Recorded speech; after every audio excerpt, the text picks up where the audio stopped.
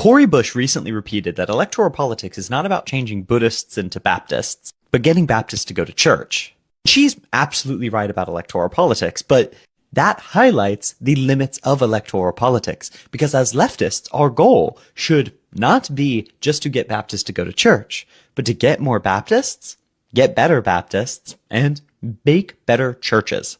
And to take this metaphor out of metaphor, what I mean is electoral politics is about building a big coalition that gets the people that are just not engaged to engage in the minimal, teeniest possible way and represent that change. Whereas the rest of politics, things we do every other day to change how culture engages politics, the media, the conversations we have with our friends and grandparents, and the actions we have to build better and different coalitions and more politically educated ones, that builds the thing that electoral politics reacts to.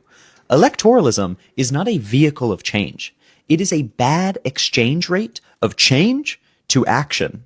And we as leftists can build systems that have a better exchange rate, mutual aid organizations, better communities, unions, militant defense organizations. And we can build better Baptists that maybe they vote, and maybe we have a really interesting discussion about how to use the power that we build as better leftists to vote, but also go to the other churches and do really good work in them.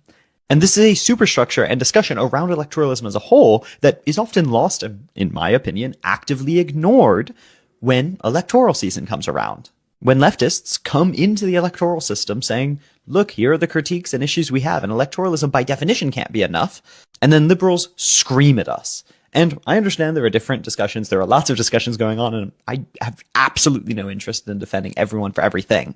But I think keeping in mind that electoralism will never be enough and should never be enough for leftists will help contextualize when we respond to it as if it's not enough. And actually, the primary job of leftists, the lib Democrats in the establishment, can figure out the demographics and whatever the fuck, right? They can figure out where their voters are, what they're doing, etc.